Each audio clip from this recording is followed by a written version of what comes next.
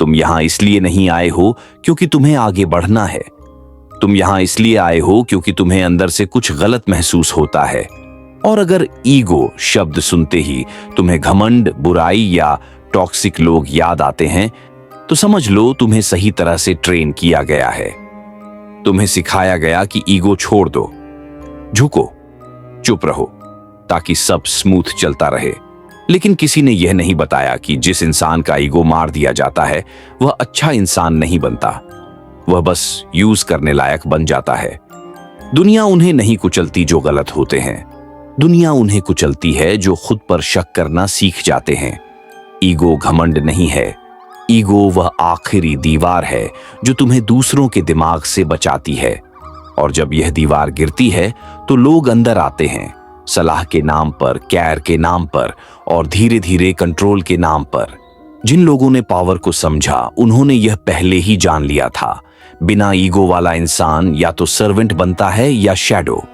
और अगर आज भी तुम ईगो को पाप समझते रहे तो जिंदगी तुम्हें बार बार वही जगह देगी जहां तुम बोलते नहीं, सहते हो, जहां तुम चुने नहीं जाते, इस्तेमाल किए जाते हो।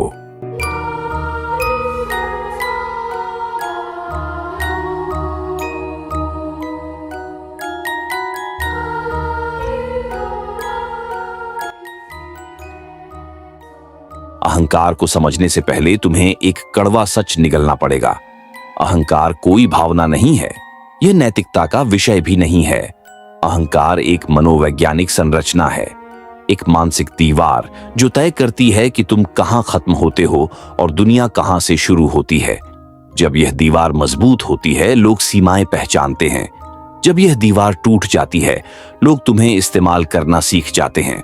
तुमने गौर किया होगा, सबसे ज्यादा अच्छे लोग ही सबसे ज्यादा थके हुए क्यों दिखते हैं? क्यों? वे हर रिश्ते में खोखले हो जाते हैं। क्यों उनकी चुप्पी में गुस्सा जमा रहता है? क्योंकि उनका अहंकार उन्हें सिखाया ही नहीं गया। उन्हें सिखाया गया एडजस्ट करना, समझौता करना, बड़ा बनना। पर किसी ने यह नहीं सिखाया कि अगर तुम हर बार बड़े बनोगे तो दुनिया तुम्हें छोटा समझने लगेगी। अहंकार वह आवाज है जो तुम्हारे अंदर कहती है, यह मेरे साथ नहीं चलेगा। और जब यह आवाज मर जाती है तो शोषण शुरू हो जाता है। यहीं पर एक गहरी बात आती है। अहंकार की अनुपस्थिति लोगों को तुम्हारे प्रति दयालु नहीं बनाती, यह उन्हें निश्चिंत बना देती है कि तुम प्रतिरोध नहीं करोगे। इतिहास में देखो, सत्ता हमेशा वहीं गई जहां किसी ने खुद को कम नहीं समझा। लेकिन यहां एक मोड़ है जिसके बारे में कोई नहीं बोलता। अहंकार को दबाने से तुम अच्छे नहीं बनते, तुम सिर्फ अदृश्य बनते हो। और इंसान का दिमाग अदृश्य चीजों को महत्व नहीं देता। यही कारण है कि तुम्हारी काबिलियत होते हुए भी लोग तुम्हें नजरअंदाज करते हैं। तुम्हारे विचार होते हुए भी तुम्हें सुना नहीं जाता। तुम्हारे त्याग के बावजूद तुम्हें याद नहीं रखा जाता, क्योंकि अहंकार सिर्फ खुद को बड़ा समझना नहीं है, यह खुद को मौजूद समझना है। और यह बात असहज है, इसीलिए समाज इससे डरता है। तुम्हें बताया जाता है कि अहंकार इंसान को अंधा बना देता है, पर असली अंधापन तब आता है जब तुम खुद को देखना ही छोड़ देते हो। एक नियंत्रित अहंकार तुम्हें क्रूर नहीं बनाता, ये तुम्हें स्पष्ट बनाता है। ये तुम्हें यह पहचान देता है कि कौन तुम्हारे साथ है और कौन तुम्हारे सहने की आदत डाल चुका है। और अगर अभी तक तुम सोच रहे हो कि अहंकार सिर्फ दूसरों को दबाने का तरीका है, तो तुमने अभी इसका सबसे खतरनाक पहलू देखा ही नहीं, क्योंकि असली शक्ति दूसरों पर नहीं, खुद पर नियंत्रण से आती है। और अगर तुमने अहंकार को समझे बिना खुद को नम्र बनाए रखा, तो आगे जो भी सीखोगे वह तुम्हें बचा नहीं पाएगा, क्योंकि बिना अहंकार के तुम्हारी हर क्षमता किसी और के हाथों में चली जाती है। और यह सिर्फ शुरुआत है।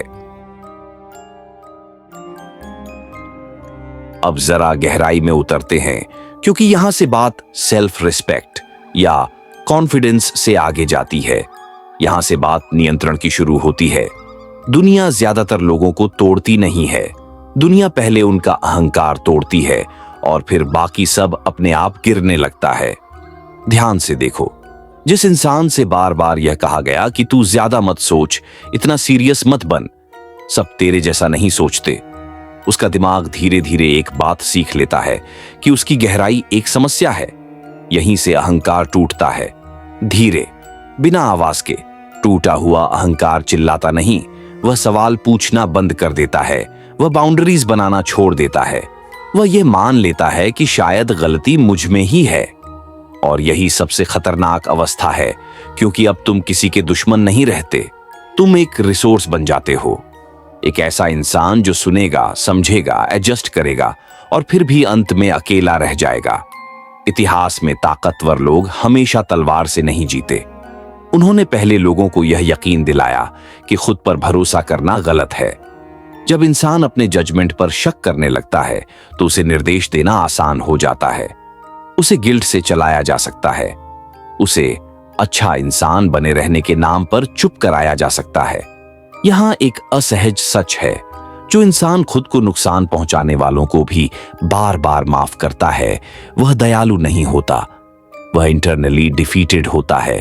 और समाज ऐसे लोगों को पसंद करता है क्योंकि वे सवाल नहीं करते, वे टकराते नहीं, वे असुविधाजनक सच नहीं लाते। टूटा हुआ अहंकार तुम्हें यह महसूस कराता है कि तुम्हें अपनी जगह कमाना है, कि तुम्हें हर रिश्ते में खुद को साबित करना है, कि तुम्हारी मौजूदगी डिफॉल्ट नहीं है, वह कंडीशनल है। और जब तुम यह मान लेते हो तो तुम खुद ही अपने साथ कठोर हो जाते हो। तुम ज्यादा काम करते हो, कम मांगते हो, ज्यादा सहते हो, कम कहते हो, ज्यादा देते हो और बदले में खालीपन स्वीकार कर लेते हो। यही कारण है कि अंदर से मजबूत दिखने वाले लोग अक्सर अंदर से थके हुए होते हैं, क्योंकि उनका अहंकार कभी दोबारा रिबिल्ड ही नहीं हुआ। यहाँ एक पैटर्न है जो ज्यादातर लोग मिस कर देते हैं। जिन लोगों को बार बार इग्नोर किया गया, जिनकी बातों को हल्का समझा गया, जिनकी सीमाओं को बार बार लांघा गया, वे एक समय बाद खुद को छोटा रखने लगते हैं और यह छोटा रखना उनकी आदत बन जाती है। यहीं से आत्मविनाश शुरू होता है। शराब से नहीं, आलस से नहीं, डिप्रेशन से भी नहीं, बल्कि उस साइलेंट बिलीफ से कि मैं ज्यादा एक्सपेक्ट नहीं कर सकता। और अगर तुम्हें यह लग रहा है कि ये सब सिर्फ साइकोलॉजी की बातें हैं, तो एक सवाल खुद से पूछो, क्या जिन लोगों के सामने तुम सबसे ज्यादा झुके, उन्होंने कभी तुम्हें बराबरी से देखा? अहंकार का टूटना तुम्हें इंसान नहीं बनाता, ये तुम्हें मैनेजेबल बनाता है। और जब तुम मैनेजेबल हो जाते हो तो कोई भी तुम्हें मोल्ड कर सकता है अपनी जरूरत के हिसाब से। यही कारण है कि सबसे पहले तुम्हारे अंदर जिस चीज को कुचला जाता है वह तुम्हारा अहंकार होता है, क्योंकि उसके बिना तुम्हारा कोई इंटरनल डिफेंस नहीं बचता। लेकिन अगर तुम सोच रहे हो कि समाधान सिर्फ ईगो बढ़ाना है, तो यहीं पर ज्यादातर लोग दूसरी गलती कर बैठते हैं, क्योंकि अनकंट्रोल्ड अहंकार तुम्हें अलगाव देता है, लेकिन कॉन्शियस अहंकार तुम्हें प्रभुत्व देता है।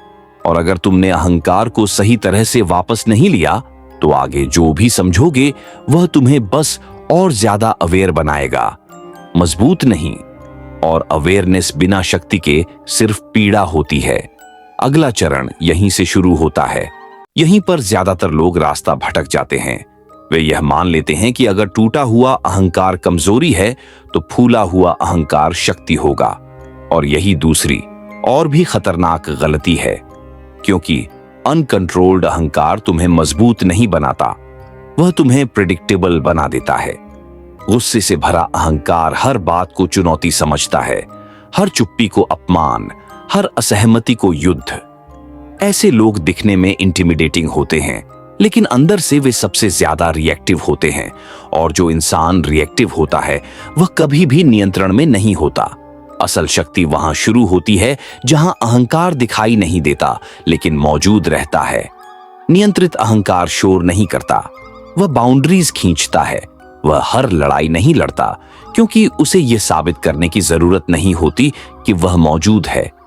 यह वह अवस्था है जहां तुम किसी कमरे में घुसते हो और बोलने से पहले ही तुम्हारी चुप्पी को पढ़ा जाने लगता है। क्यों? क्योंकि नियंत्रित अहंकार वैलिडेशन नहीं मांगता, वह खुद को जस्टिफाई नहीं करता, वह एक्सप्लेन नहीं करता कि वह ऐसा क्यों है, वह बस है। और समाज उसी को गंभीरता से लेता है जो खुद को गंभीरता से लेता है, बिना कहे। एक गहरी बात समझो, अहंकार का असली काम दूसरों को नीचा दिखाना नहीं है, उसका काम है तुम्हें इंटरनली इतना स्थिर बनाना कि बाहरी केओस तुम्हें हिला न सके। जब तुम्हारा अहंकार नियंत्रित होता है तो तुम मैनिपुलेशन पहचानने लगते हो। तुम गिल्ट बेस्ड कंट्रोल में नहीं फंसते। तुम इमोशनल ब्लैकमेल को केयर समझने की गलती नहीं करते, क्योंकि अब तुम्हारा दिमाग यह नहीं पूछता वे मेरे बारे में क्या सोचेंगे, बल्कि यह पूछता है ये मेरे प्रिंसिपल्स के खिलाफ है या नहीं। और यही वह बिंदु है जहां से प्रभुत्व शुरू होता है। नियंत्रित अहंकार तुम्हें कठोर नहीं बनाता, वह तुम्हें सिलेक्टिव बनाता है। तुम हर किसी के लिए अवेलेबल नहीं रहते, हर कॉन्वर्सेशन में नहीं उतरते, हर एक्सपेक्टेशन को पूरा नहीं करते। और अजीब बात यह है, जैसे ही तुम कम अवेलेबल होते हो, लोग तुम्हें ज्यादा वैल्यू देने लगते हैं, क्योंकि इंसानी दिमाग उसी चीज को महत्व देता है जिसकी एक्सेस सीमित हो। अब यहां एक सटल लेकिन महत्वपूर्ण मोड़ है। नियंत्रित अहंकार तुम्हें अकेला कर सकता है, लेकिन यह अकेलापन कमजोरी नहीं होता। यह वह दूरी होती है जहां से तुम साफ देख पाते हो कि कौन तुम्हारे पास जरूरत से आता है और कौन समझ से। इस स्टेज पर तुम्हें यह भी दिखने लगता है कि ज्यादातर रिश्ते बराबरी पर नहीं टिके होते, वे कन्वीनियंस पर टिके होते हैं। और जैसे ही तुम अपने अहंकार को वापस लेते हो, कुछ लोग अपने आप दूर हो जाते हैं। इसलिए नहीं कि तुम बदल गए, बल्कि इसलिए कि अब तुम मैनेज नहीं होते। और यही बात बहुतों को असहज कर देती है। नियंत्रित अहंकार तुम्हें यह अनुमति देता है कि तुम बिना गिल्ट के न कह सको, कि तुम बिना एक्सप्लेनेशन के पीछे हट सको, कि तुम बिना गुस्से के अपनी स्थिति स्पष्ट रख सको। यहां से तुम डोमिनेंस की एक नई परिभाषा समझते हो। डोमिनेंस शोर नहीं है, डोमिनेंस दबाव नहीं है। डोमिनेंस वह मानसिक स्थिति है जहां तुम्हारी प्रेजेंस दूसरों के व्यवहार को एडजस्ट करा देती है। और यह प्रेजेंस तुम्हारे शब्दों से नहीं, तुम्हारे इंटरनल पोस्चर से आती है। अगर तुम्हें अभी भी लग रहा है कि यह सब सिर्फ एटीट्यूड की बात है, तो एक आखिरी ऑब्जर्वेशन देखो।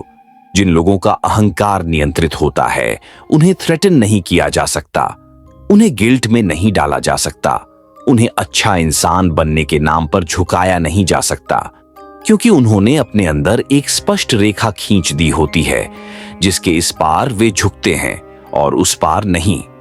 लेकिन यहां कहानी खत्म नहीं होती, क्योंकि जैसे ही तुम इस स्तर तक पहुंचते हो, एक नई समस्या जन्म लेती है। तुम्हें यह समझ आ जाता है कि ज्यादातर लोग अंधेरे से नहीं डरते, वे क्लैरिटी से डरते हैं। और जब तुम स्पष्ट हो जाते हो, तो दुनिया तुम्हें एक नए तरीके से चुनौती देने लगती है।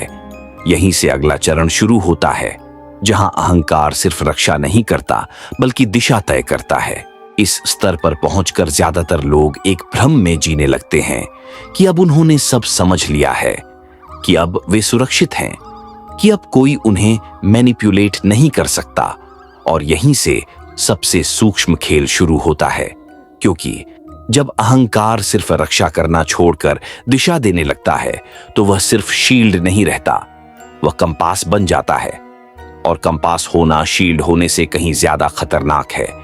अब तुम सिर्फ यह नहीं जानते कि क्या सहना है और क्या नहीं, अब तुम यह भी जानने लगते हो कि कहां जाना है और कहां कभी नहीं जाना। यही वह बिंदु है जहां अवेयरनेस बोझ बन जाती है, क्योंकि अब तुम बहाने नहीं बना सकते।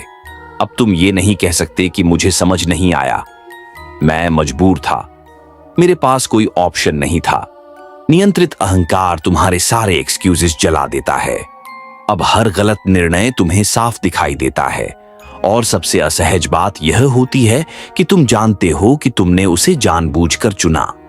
यहीं पर ज्यादातर लोग अपने ही अहंकार से डरने लगते हैं, क्योंकि ईगो जब चेतन हो जाता है तो वह तुम्हें झूठी शांति नहीं देता, वह तुम्हें नींद में नहीं रखता, वह तुम्हें यह कहकर दिलासा नहीं देता कि सब ठीक हो जाएगा।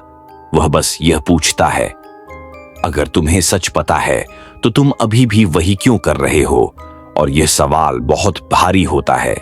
इस स्टेज पर तुम्हें यह भी दिखने लगता है कि ज्यादातर लोग जानते हुए भी गलत निर्णय लेते हैं, सिर्फ इसलिए क्योंकि सही निर्णय उन्हें अकेला कर देगा। अहंकार जब दिशा देने लगता है तो वह कंफर्ट को दुश्मन बना देता है। वह फेमिलियरिटी को ट्रैप की तरह दिखाता है, वह रूटीन को सिडेशन की तरह एक्सपोज करता है, और यह क्लैरिटी तुम्हें समाज से नहीं खुद से काट देती है। अब तुम दूसरों से नहीं अपने पुराने वर्जन से अलग हो जाते हो, और यही सेपरेशन सबसे दर्दनाक होती है, क्योंकि अब तुम उस इंसान पर तरस खाते हो जो कभी तुम थे, जो एडजस्ट कर लेता था, जो उम्मीदें कम रखता था, जो हर जगह फिट होने की कोशिश करता था। लेकिन अब तुम वह नहीं हो, और यही बात तुम्हें डेंजरस बनाती है, दूसरों के लिए नहीं बल्कि सिस्टम के लिए, क्योंकि सिस्टम उन लोगों पर चलता है जो सवाल नहीं पूछते, जो डायरेक्शन बाहर से लेते हैं, जो अपने अहंकार को या तो दबा देते हैं या बेकाबू कर देते हैं। लेकिन कॉन्शियस ईगो वाला इंसान इन दोनों में फिट नहीं बैठता। वह रिबेल नहीं होता, वह फॉलोअर भी नहीं होता, वह बस अलाइन नहीं होता, और जो इंसान अलाइन नहीं होता वह प्रिडिक्ट नहीं किया जा सकता। इस स्टेज पर लोग तुम्हें बदलने की कोशिश करते हैं सॉफ्ट तरीके से। वे तुम्हें कहते हैं तू ज्यादा कोल्ड हो गया है, पहले जैसा नहीं रहा, इतना डिस्टेंस क्यों रखता है। असल में वे यह कह रहे होते हैं तू अब हमारे कंट्रोल में नहीं रहा, और अगर तुम सावधान नहीं रहे तो यहीं पर तुम एक सटल गलती कर सकते हो। तुम अपने अहंकार को आइडेंटिटी बना सकते हो। तुम ये मानने लगते हो कि तुम बाकियों से ऊपर हो, कि तुम्हारी क्लैरिटी तुम्हें अलग बनाती है, और यही वह क्षण है जहां ईगो फिर से फिसल सकता है। इस बार एरोगेंस में नहीं बल्कि सुपीरियॉरिटी में। यह सुपीरियॉरिटी चिल्लाती नहीं, यह शांत होती है, लेकिन यह भी उतनी ही खतरनाक होती है, क्योंकि अब तुम सुनना बंद कर देते हो, अब तुम सीखना छोड़ देते हो, अब तुम हर असहमति को इग्नोरेंस मानने लगते हो। और यही वह बिंदु है जहां कॉन्शियस ईगो खुद ही ब्लाइंड हो सकता है। इसलिए इस स्टेज पर एक अंतिम अनुशासन चाहिए। अपने अहंकार को दिशा देने दो, लेकिन उसे सिंहासन मत दो। उसे गाइड बनने दो, लेकिन राजा मत बनने दो, क्योंकि जिस दिन अहंकार राजा बन गया उस दिन तुम्हारी चेतना फिर से कैद हो जाएगी, बस इस बार और ज्यादा चालाक तरीके से। और अगर तुम यहां तक पहुंचे हो तो अब एक आखिरी सवाल बचता है, इस क्लैरिटी के साथ जिंदगी कैसे जिएं बिना खुद को अकेलेपन में खोए, क्योंकि समझ आ चुकी है अहंकार संतुलित है, दिशा साफ है, लेकिन अब जीना बाकी है, और यही अंतिम युद्ध है। यह वह चरण है जिसके बारे में कोई बात नहीं करता, क्योंकि यहां न ड्रामा है, न कैओस, न टूटना, यहां सिर्फ शून्य है। जब अहंकार संतुलित हो जाता है, जब दिशा स्पष्ट हो जाती है, जब तुम न झुकते हो और न उछलते हो, तब अचानक जिंदगी शांत हो जाती है, और यही शांति सबसे भारी होती है। अब कोई तुम्हें प्रोवोके नहीं करता, कोई तुम्हें मैनिपुलेट नहीं कर पाता, कोई तुम्हारे बाउंड्रीज को कैजुअली क्रॉस नहीं करता। लेकिन इसके साथ एक और चीज भी चली जाती है, अनावश्यक जुड़ाव। अब बातचीत कम हो जाती है, लोग कम कॉल करते हैं, रिश्ते सरफेस लेवल पर रुक जाते हैं, और यहीं पर ज्यादातर लोग पैनिक कर जाते हैं। उन्हें लगता है कि उन्होंने कुछ खो दिया है, कि शायद उन्होंने ज्यादा कठोर हो जाना चुना, कि शायद यह क्लैरिटी बहुत महंगी पड़ रही है। लेकिन सच ये है, तुमने कुछ खोया नहीं है, तुमने सिर्फ वह सब हटा दिया है जो तुम्हें कंज्यूम कर रहा था। इस स्टेज पर तुम्हें यह साफ दिखने लगता है कि ज्यादातर लोग कनेक्शन नहीं चाहते, वे डिस्ट्रैक्शन चाहते हैं। वे तुम्हारे साथ इसीलिए नहीं रहते क्योंकि वे तुम्हें समझते हैं, बल्कि इसीलिए क्योंकि तुम उन्हें खुद से दूर रखते हो। और जब तुम इमोशनली अनअवेलेबल नहीं बल्कि इमोशनली सॉवरेन हो जाते हो, तो यह खेल खत्म हो जाता है। अब तुम्हें हर साइलेंस ऑकवर्ड नहीं लगती, हर अकेलापन एम्प्टी नहीं लगता, हर दूरी अबैंडनमेंट नहीं लगती, क्योंकि अब तुम्हारे अंदर एक स्थिर केंद्र बन चुका होता है। लेकिन यही वह जगह है जहां एक और परीक्षा शुरू होती है। क्या तुम इस शांति के साथ जी सकते हो बिना खुद को सुन्न किए? क्योंकि बहुत से लोग क्लैरिटी के बाद स्टोन बन जाते हैं। वे महसूस करना बंद कर देते हैं, वे सॉफ्टन नहीं होते, वे बस सरवाइव करते हैं एपैथी के सहारे। और यह भी एक तरह की हार है। सच्ची शक्ति कोल्डनेस में नहीं होती, वह रेगुलेटेड इंटेंसिटी में होती है। नियंत्रित अहंकार तुम्हें भावनाहीन नहीं बनाता, वह तुम्हें यह सिखाता है कि कब महसूस करना है और कब नहीं। इस स्टेज पर तुम्हें अपनी सेंसिटिविटी वापस लेनी होती है, लेकिन बिना सेल्फ बिट्रेयल के। अब तुम हर किसी के लिए ओपन नहीं होते, लेकिन जिनके लिए होते हो पूरी तरह होते हो। और यह सिलेक्शन तुम्हें और अकेला कर सकती है, लेकिन यह अकेलापन अब हॉलो नहीं होता, यह इंटेंशनल होता है। अब तुम किसी से इसलिए नहीं जुड़ते कि तुम अधूरे हो, तुम इसलिए जुड़ते हो क्योंकि तुम कंप्लीट हो और चुन रहे हो। और यही बात तुम्हें रेयर बनाती है। इस लेवल पर तुम्हें यह भी समझ आता है कि डोमिनेंस का आखिरी रूप दूसरों पर प्रभाव नहीं है, बल्कि खुद के साथ ईमानदार बने रहना है। तुम खुद से झूठ नहीं बोलते, तुम अपने डर को स्पिरिचुअलिटी में नहीं छुपाते, तुम अपने कंफर्ट को फिलॉसफी से जस्टिफाई नहीं करते। और यही ऑनेस्टी तुम्हें भारी बनाती है। अब तुम किसी क्राउड में भी अकेले हो सकते हो और किसी कमरे में अकेले होकर भी पूरा महसूस कर सकते हो। लेकिन यहीं पर एक आखिरी खतरा है। अगर तुम इस शांति को अपनी पहचान बना लोगे तो तुम मूवमेंट खो दोगे, क्योंकि जिंदगी सिर्फ स्थिरता नहीं मांगती, वह एंगेजमेंट भी मांगती है। इसलिए इस स्टेज पर तुम्हें सीखना होता है कि कब बाहर आना है और कब अंदर रहना है, कब बोलना है और कब चुप रहना है, कब आगे बढ़ना है और कब रुक जाना है। और यह निर्णय अब किसी नियम से नहीं, तुम्हारे अंदर बने उस शांत केंद्र से आता है जो अहंकार और चेतना के संतुलन से पैदा हुआ है। अगर तुम यहां तक पहुंचे हो तो अब तुम्हें किसी की जरूरत नहीं तुम्हें वैलिडेट करने के लिए। लेकिन अब एक आखिरी सवाल बचता है, इस तरह जीने के बाद दुनिया के साथ कैसे रहा जाए बिना खुद को खोए? क्योंकि खेल खत्म नहीं हुआ है, यह बस अपने सबसे गहरे स्तर पर पहुंच गया है। अब तुम वहां खड़े हो जहां ज्यादातर लोग कभी पहुंचते नहीं। तुम्हें पता है कि अहंकार दुश्मन नहीं है, लेकिन भगवान भी नहीं। तुम यह भी समझ चुके हो कि शक्ति दिखाने में नहीं, खुद से भागना बंद करने में है। अब तुम उस इंसान जैसे नहीं हो जो दुनिया से लड़ता है, और न ही उस जैसे जो दुनिया से छुपता है। तुम बस देख रहे हो, स्पष्ट, शांत, खतरनाक रूप से ईमानदार। और यही ईमानदारी अब तुम्हारी सबसे बड़ी जिम्मेदारी है, क्योंकि जब तुम सच देख लेते हो तो तुम वापस झूठ में नहीं जी सकते, तुम एक्सक्यूजेस में शांति नहीं ढूंढ सकते, तुम कंफर्ट को डेस्टिनी नहीं बना सकते। यहीं पर ज्यादातर लोग अटक जाते हैं। उन्हें क्लैरिटी तो मिल जाती है, लेकिन उसके साथ जीना नहीं आता। वे समझ तो जाते हैं कि उनके अंदर क्या गलत है, लेकिन उस अंधेरे के साथ रहने की हिम्मत नहीं होती। और यहीं से अगली समस्या शुरू होती है, अपने ही दिमाग के उस कोने से सामना जिसे तुम सालों से अवॉइड करते आए हो। डर, बहाने, दबी हुई सच्चाइयां, वह सब जो तुम जानते थे लेकिन मानने से डरते थे। अगर तुम वहां तक जाना चाहते हो, बिना मोटिवेशन, बिना दिलासा, बिना झूठी उम्मीदों के, तो the dark corner of the mind तुम्हारे लिए है।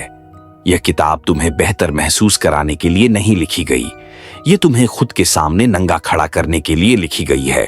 अगर तुम सच में जानना चाहते हो कि तुम्हारे फैसले जैसे हैं वैसे क्यों हैं और तुम बार बार वहीं क्यों लौट आते हो, तो लिंक नीचे है। बाकी तुम पहले से जानते हो।